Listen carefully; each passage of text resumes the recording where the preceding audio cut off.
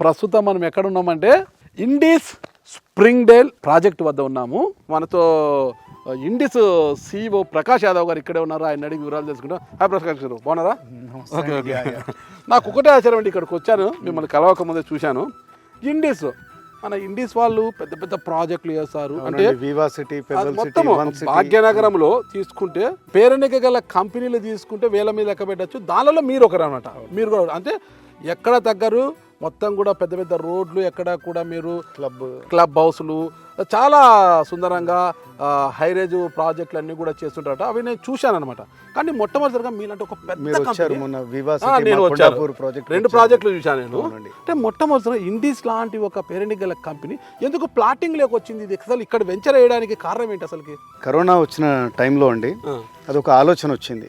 Okay, అంటే as a company అన్ని ప్రోడక్ట్లో కూడా ఉండాలి. మాకు తెలిసిన వాళ్ళు కస్టమర్లు అయితేనేంటి, ఫ్రెండ్స్ కానీ వాళ్ళు కానీ కొద్దిగా ఊరికి దూరంగా, అంటే మరీ అంటే యాక్సెసిబుల్ ఉంటూనే, అంటే నేను కారులో వెళ్తూ 1 గంటలో ఆఫీస్కి వెళ్ళేటట్టు, కానీ దూరంగా టైం ఉండింది అప్పుడు జనాలకి.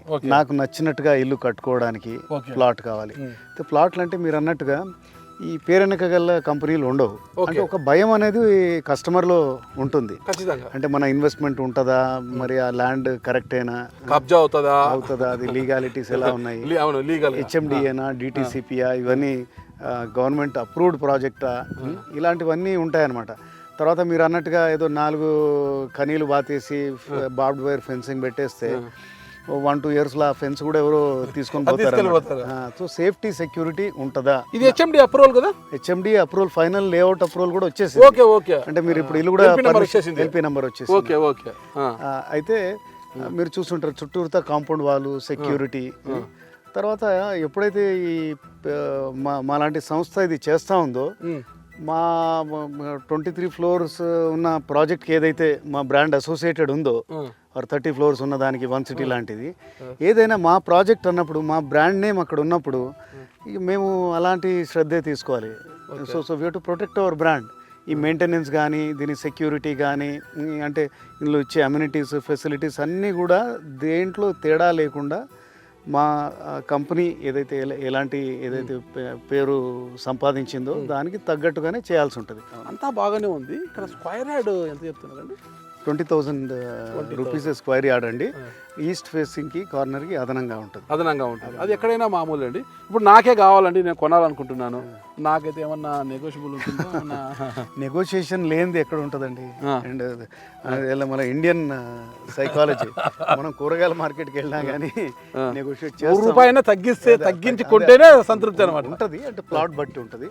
ఒక్కోదానికి డిమాండ్, ఒకటే ప్లాట్కి 10 మంది వచ్చారంటే నెగోషియేషన్ ఉంటుంది. కార్నర్ ప్లాట్ ఈస్ట్ ఫేసింగ్ అయితే కొంత ఎక్కువ పెట్టాల్సింది, ప్రీమియం ఉంటుంది దానికి. అండ్ తర్వాత ఈ గత 2-3 మంత్స్గా వేరియస్ అనౌన్స్మెంట్స్ వస్తూనే ఉన్నాయి. మీరు మీడియాలో ఉన్నారు, మీరు కూడా ఇంటర్వ్యూ చేశారు. ఈ 4th సిటీ అనేది రేవంత్ రెడ్డి గారు అది ఇక్కడే, అంటే ఇక్కడికి దగ్గరలో ఉందండి. ఒక 10-15 కిలోమీటర్స్ దూరంలోనే ఉంటుంది. అన్ని కనెక్టెడ్ ఇవన్నీ.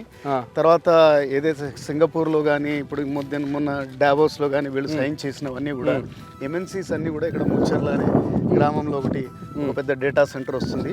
అంటే ఈ సదర్న్ పార్ట్ ఆఫ్ హైదరాబాద్, మొన్నటిదాకా వెస్ట్ మీరు చూసారు, కొల్లూరు, కోకాపేట, అదంతా డెవలప్ అయిపోయింది. నేను అనుకోవడం ఈ ప్రభుత్వం హయాంలో ఇది ఇక వేగంగా పరిగెడుతుంది. ఇప్పుడే ల్యాండ్ రేట్స్ అన్ని గత 4-5 నెలలు బాగా ఇక్కడ ఈ ఏరియాలో మీరు ఎకరానికి ల్యాండ్ డబుల్ అయిపోయింది. దీనికి ఏమన్నా ఒక బంపర్ ఆఫర్ అట్లాంటిదని పెట్టారా ఈ రోజు లోపల? ఈ ప్లాట్ అట్లా ఏం లేదండి, ఆఫర్ అయితే ఇప్పుడైతే ఏం లేదు. కస్టమర్సే ఏ విధంగా అయితే రోజు పేపర్లో ఇటువైపు ఏమేమి డెవలప్మెంట్స్ వస్తున్నాయో, అండ్ గవర్నమెంట్ ఏమేమి నిర్ణయాలు తీసుకుందో, అంటే కంపెనీస్ తోటి MOU సైన్ చేయడం అయినా, లేకపోతే అనౌన్స్మెంట్స్ చేయడం అయినా, సో ఆటోమేటిక్గా ఏరియాకి ఇది వస్తూ ఉంది. ఇప్పుడైతే రైట్ నౌ అయితే ఆఫర్ లేదు, మన ఫ్యూచర్లో ఇస్తే ఇవ్వచ్చు. సరే, ఒకవేళ నేనే ఇక్కడ స్థలం కొన్నానండి, నాకు బిల్డర్ దొరకలేదు, నాకు ఈ డిజైన్లో ఇల్లు కావాలండి అని మీకు చెప్తే మీరు కట్టించగలుగుతారా? మీ కంపెనీ నిర్మించి ఇవ్వగలుగుతారా? ఇప్పుడే చెప్పలేను మీకు, కానీ అంటే ఇప్పుడు ఎక్కువ మంది అట్లా అడిగారు అనుకోండి, ఒక 15-20 మంది అడిగితే మేము కూడా ఇంకో ప్రైవేట్ కాంట్రాక్టర్ని ఎంగేజ్ చేసి ఒక డిజైన్స్ అవి తయారు చేయించేసి మీకు అట్లాంటి సర్వీస్ కస్టమర్ తగ్గట్టుగా సర్వీస్ అంటే వాళ్ళు ఇది మీకు ఆయనకు పరిచయం ఏర్పాటు చేస్తే ఆ డిజైన్ అట్లాంటివన్నీ హెల్ప్ చేయొచ్చు. మాకు ఇన్ హౌస్ డిజైన్ టీమ్ అది ఉంటుంది, ఓకే అది హెల్ప్ చేయొచ్చు, అట్లాంటి సర్వీసెస్ ఇవ్వచ్చు. ఓకే కానీ దానికి ఒక సైజబుల్ కస్టమర్స్ ఒక 15-20 మంది వచ్చి మాకు ఇలా ఓకే ఏమైనా మీరు ఏమైనా సర్వీస్ ఇవ్వగలుగుతారంటే అప్పుడు ఆలోచించవచ్చు.